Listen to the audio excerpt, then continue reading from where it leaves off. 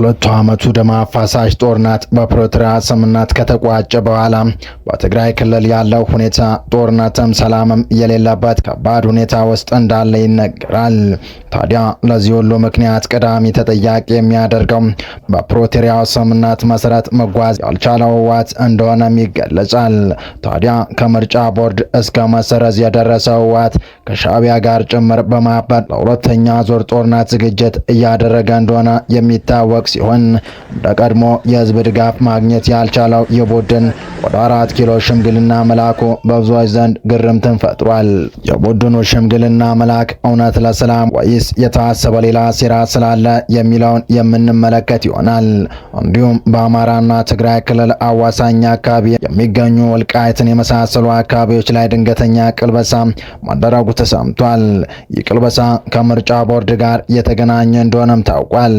የዚህና አሜሪካና እስራኤል ኢራን ላይ ያልተጠበቀና ከባድ እርምጃ መውሰዳቸውን፣ በዚህ ምክንያትም ኢራን ከባድ ብስጭት ውስጥ መግባቷን ባህር ማዶ አክለን ይዘን ቀርበናል። ሰላም ጤና ይስጥልን ውድ የፋስት ዴሊ ተከታታዮች፣ የዚህ ቻናል ቤተሰብ ካልሆናችሁ ቻናሉን ሰብስክራይብ እያደረጋችሁ ቤተሰብ ሆኖ እያለን የቻናሉ ቤተሰብ ከሆናችሁ ደግሞ ተደራሽነታችን ታሰፉ ዘንድ ፕሮግራሙን ላይክና ሼር እንድታደርጉ እየጋበዝን ወደ ዝርዝር መረጃዎቹ ተሻገርን። እስከ ፍጻሜው አብራችሁን ቆዩ። የህወሓት አመራሮች በተለያዩ ጊዜያት ወደ ፌዴራል መንግስቱ ያነጋግሩኝና ሽምግልና ልኡካንን በመላክ ላይ እንደሚገኙ ምንጮች አረጋግጠዋል። ሰሞኑንም ይህን ተልዕኮ ያነገቡ ከተለያዩ አካላት የተውጣጡ ሽማግሌዎች በፌዴራል መንግስቱና በህወሓት መካከል ድልድይ ለመሆን እንቅስቃሴ መጀመራቸው ታውቋል። ይህ እንቅስቃሴ በሁለቱ ወገኖች መካከል ያለውን ግንኙነት ወደ አዲስ ምዕራፍ ሊያሸጋግር የሚችል ቢመስልም ከዚህ ቀደም ከነበሩት ልምዶችና አሁን በምድር ላይ ካለው ባጭ ሁኔታ አንጻር በርካታ ጥያቄዎችን አስነስቷል። የህወሓት የሽምግልና ጥያቄ ከልብ የመነጨ የሰላም ፍላጎት ይሆን ወይም ስትራቴጂካዊ የጊዜ መግዣ ስልት ለጊዜው በግልጽ ባይታወቅም በድርጅቱ በኩል የሚታዩ ተቃራኒ ተግባራት ግን ጥርጣሬን የሚጭሩ ናቸው። በአንድ በኩል ለሰላም ንግግር ሽምግልና እየተላከም፣ በሌላ በኩል ግን ሀገርን ለማፍረስ ከሚንቀሳቀሱ ኃይሎች ጋር ጥምረት መፍጠሩና በየቀኑ አዳዲስ ታጣቂዎችን የማሰልጠን ተግባር መቀጠሉ የሂደቱን ቅንነት ጥያቄ ውስጥ ይከተዋል። የአይነቱ የሁለትዮሽ አካሄድ በጠረጴዛ ዙሪያ ከሚደረገው ስምምነት በተቃራኒ በተግባር የሚታዩት እንቅስቃሴዎች ለሰላም ሂደቱ እንቅፋት ሊሆን እንደሚችል ይገመታል። የፕሪቶሪያው የሰላም ስምምነት ዋነኛ ዓላማ በአንድ ሀገር ውስጥ ሁለት ሰራዊት እንዳይኖርና የታጠቁ ኃይሎች ወይም በዲዲአር ትጥቅ የማስፈታትና መልሶ የማቋቋም ሂደት ውስጥ እንዲያልፉ የሚደነግግ ነበር። ይሁን እንጂ ስምምነቱ ከተፈረመ በኋላ ህወሓት በየጊዜው ስልጠናና ትጥቅ የማከማቸት ስራ ላይ መጠመዷ በስምምነቱ የተቀመጡትን መርሆች የሚጻረር ተግባር ነው። በተጨማሪም በስምምነቱ ወቅት አከራካሪ ቦታዎች በሕገ መንግስቱ አግባብ ህዝበ ውሳኔ እልባት ያገኛሉ ተብሎ በፊርማ ቢረጋገጥም አሁን ላይ ግን አከራካሪ የሚባል ቦታ የለም የሚል ይፋዊ መግለጫዎች እየተሰጡ መገኘታቸው ቀደም ሲል የተደረገውን ስምምነት ወደ ማፍረስ የሚያምር አካሄድ መሆኑን ያሳያል።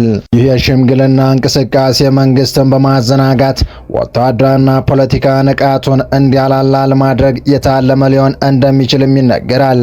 ስምምነቶችን በተግባር ከመተርጎም ይልቅ በሽምግልና ስም የሚገኘውን ጊዜ ለተጨማሪ ዝግጅትና ለዲፕሎማሲያዊ ፕሮፓጋንዳ መጠቀም የተለመደ የፖለቲካ ስሌት ነው። በመሆኑም ፌዴራል መንግስቱ ከዚህ ቀደም ከደረሱ ስህተቶች በመማር ይህንን የሽምግልና ጥያቄ ከፕሪቶሪያ ስምምነት ተጨባጭ አፈጻጸም አንጻር በጥንቃቄ ሊመረምረው ይገባል ሲል አንድ ከፍተኛ የመንግስት ምንጭ አስተያየታቸውን ሰጥተዋል። በሌላ በኩል የደረሰውን ስምምነት እየጣሱ አዳዲስ ንግግሮችን መፈለግ ሰላምን ከማምጣት ይልቅ ሂደቱን ይበልጥ ውስብስብ ሊያደርገው እንደሚችል ተንታኞች ይገልጻሉ። በቀጣይ መረጃ በወልቃይት ጠለምት ራያ ጉዳይ የፌዴሬሽን ምክር ቤት የተሰጠው ውሳኔ ከመጋረጃ ጀርባ በተካሄደ ምክክር መቀልበሱና ምርጫ እንደማይካሄድ ዋዜማ ራዲዮ ዘግቧል። ከትግራይ ክልል ውጭ ሆነው በቀጥታ ለፓርላማ ምርጫ እንዲደረግባቸው ውሳኔ በተሰጠባቸው አወዛጋቢ አካባቢዎች የመራጮች ምዝገባ የተካሄደ አለመሆኑን በዘገባው ተገልጿል። በአማራና ትግራይ ክልሎች መካከል የይገባኛል ውዝግብ ያለባቸው አካባቢዎች ምርጫ ይደረጋል ብለው እንደማያምኑ የመንግስት ምንጮች ጠቁመዋል ተብሏል። ምርጫ ቦርድ በመጪው ግንቦት ወር ለማካሄድ ላቀደው 7ኛ ጠቅላላ ምርጫ ከትግራይ ክልል በስተቀር በመላ ሀገሪቱ የመራጮች ምዝገባ ከየካቲት 28 እስከ መጋቢት 28 2018 ዓ.ም እየተካሄደ መሆኑ ይታወቃል። ይሁን እንጂ ከትግራይ ክልል ውጭ ሆነው በቀጥታ ለሕዝብ ተወካዮች ምክር ቤት ምርጫ እንዲካሄድባቸው በተወሰነባቸው የምርጫ ክልሎች የድምፅ ሰጪዎች ምዝገባ እስካሁን አልተጀመረም። በጉዳዩ ላይ ከመጋረጃ ጀርባ የሀገሪቱ ከፍተኛ ባለስልጣናት የተሳተፉበት ተከታታይ ምክክር መደረጉ ተገልጿል። በዚህም የፌዴሬሽን ምክር ቤትም ሆነ የምርጫ ቦርድ ውሳኔም ችግሩን ያባብሳል፣ ለጉዳዩ ፖለቲካ እልባት ይፈልግለት የሚል መስማማት ላይ መድረሱን ከመንግስታዊ አካላት ማረጋገጡን የዜና ምንጩ ጠቁሟል። በአወዛጋቢዎቹ አካባቢዎች ምርጫ ያደረጋል የሚል ግምት እንደሌላቸው መንግስታዊ ምንጮች ተናግረዋል ተብሏል። በአማራና ትግራይ ክልሎች መካከል ውዝግብ ያለባቸው የወልቃይት ጠለምትና ራያ አካባቢዎች በ7ኛው ጠቅላላ ምርጫ በቀጥታ ምርጫ አካሄደው በሕዝብ ተወካዮች ምክር ቤት እንዲወከሉ ምርጫ ቦርድ ቀደም ሲል መወሰኑ ይታወሳል። ምርጫ ቦርድ የፌዴሬሽን ምክር ቤት በሰጠው ውሳኔ መሰረት በ5 የምርጫ ክልሎች በቀጥታ የሕዝብ ተወካዮች ምክር ቤት ምርጫን እንደሚያስፈጽም ገልጾ ነበር። የይገባኛል ጥያቄው እስኪፈታ ከትግራይ ክልል ውጭ ሆነው የፌዴራሉ ምክር ቤት ምርጫ እንዳካሄድባቸው የተወሰነላቸው የሁመራ፣ አዲራማጭ፣ ኮረም አፍላ፣ የጠለምትና ራያ አላማጣ የምርጫ ክልሎች ናቸው። የምርጫ ቦርዱን ውሳኔ ጠቅላይ ሚኒስትሩ አማካሪ ጌታቸው ረዳ የሚመሩት ስምረት ፓርቲ ለፌዴራል ከፍተኛ ፍርድ ቤት አቤቱታ አቅርቦ እግድ አስጥሎበት የነበረ ቢሆንም ፓርቲው ምርጫ ቦርድ ለውሳኔው መነሻ ያደረገውን የፌዴሬሽን ምክር ቤት ውሳኔ ከመጀመሩም ሕገ መንግስታዊ አሰራሩን የተከተለ እንዳልነበር ተረድቻለሁ በማለት አቤቱታውን በማንሳት ይታወሳል። በዚህ ፍርድ ቤቱ በጠቀሱት የምርጫ ክልሎች ከትግራይ ውጭ ምርጫ ላይካሄድ በምርጫ ቦርድ ላይ የጣለውን እገዳ ማንሳቱ ይታወሳል። ምንም እንኳ እገዳው የተነሳ ቢሆንም በ5ቱም የምርጫ ክልሎች የመራጮች ምዝገባ ሳይጀመር መቅረቱን የዋዜማ ዘገባ አመላክቷል። በወልቃይትና ጠለምት የምርጫ ክልሎች እስከ መጋቢት 21 2018 ዓ.ም ድረስ የመራጮች ምዝገባ አለመጀመሩን የአካባቢዎቹ ባለስልጣናት የዜና ምንጩ አረጋግጠዋል። በተመሳሳይ የፌዴራል መንግስቱ ማዕከላዊ የጸጥታ ዕዝ ኮማንድ ፖስት ሕጉ ከወጣ በኋላ በትግራይ ኃይሎች ቁጥጥር ስር በገቡ የራያ አካባቢዎች የምርጫ ክልሎችን ምንም አይነት የቅድመ ምርጫ እንቅስቃሴ አልተጀመረም ተብሏል። ቦርዱ ባስቀመጠው የጊዜ ሰሌዳ መሰረት የመራጮች ምዝገባ ሊጠናቀቅ ጥቂት ቀናት የቀሩት ቢሆንም ምንም አይነት እንቅስቃሴ አለመጀመሩ የምርጫውን የማካሄድ አጠራጣሪ አድርጎታል። ምርጫ ቦርድ በወልቃይትና ጠለምት ምንም አይነት የቅድመ ምርጫ ዝግጅት ባለመጀመሩም የፌዴሬሽን ምክር ቤትና የምርጫ ቦርድ ውሳኔ አፈጻጸም ላይ ጥርጣሬ እንደገባቸው የአካባቢው ባለስልጣናት ተናግረዋል። በሌላኛው መረጃችን ሐሙስ ዕለት በመካከለኛው ምስራቅ በግዝፈቱ ቀዳሚ ነው የተባለው በቴህራን አቅራቢያ የሚገኝ ድልድይ ላይ ጥቃት በመፈጸም በከፊል ማውደሟን ዶናልድ ትራምፕ አረጋገጡ።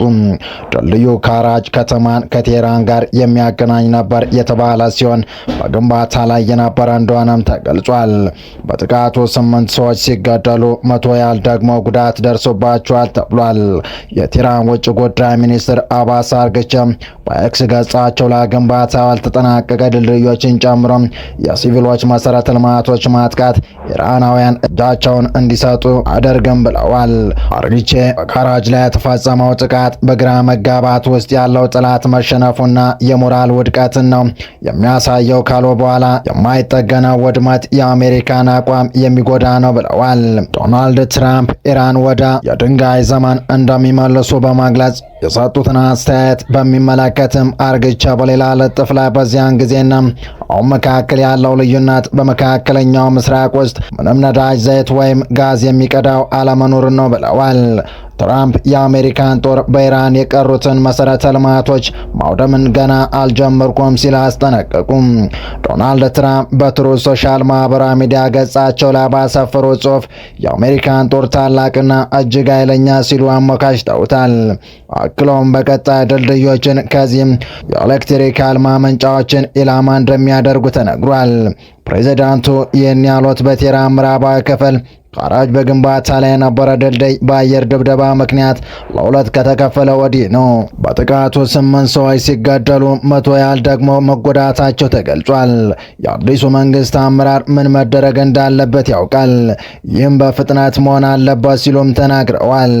የኢራን ውጭ ጉዳይ ሚኒስትር አባስ አርግቼ በድልድዩ ላይ ጥቃት መፈጸሙን ተከትሎ በኤክስ ገጻቸው ላይ ግንባታው ያልተጠናቀቀ ድልድይን ጨምሮ የሲቪሎች መሰረተ ልማቶች ማጥቃት ኢራናውያን እጃቸውን እንዲሰጡ አያደርግም ብለዋል። በተጨማሪም የኢራን 2 ታላላቅ የብረት ፋብሪካዎች በአሜሪካና በእስራኤል በተደጋጋሚ በተፈጸሙ የአየር ድብደባዎች ምክንያት መዘጋታቸውን ኩባንያዎች አስታወቁ። የመጀመሪያ ግንባታችን እነዚህን ክፍሎች እንደገና ማስጀመር ቢያንስ ከ6 ወራት እስከ 1 ዓመት ድረስ እንደሚወስድ ነው ሲሉ በደቡብ ምዕራብ ኢራን የሚገኘው ኩዚስታን የብረት ኩባንያ የኦፕሬሽን ምክር ቤት ኃላፊ ለኢራን መገናኛ ብዙሃን ተናግረዋል።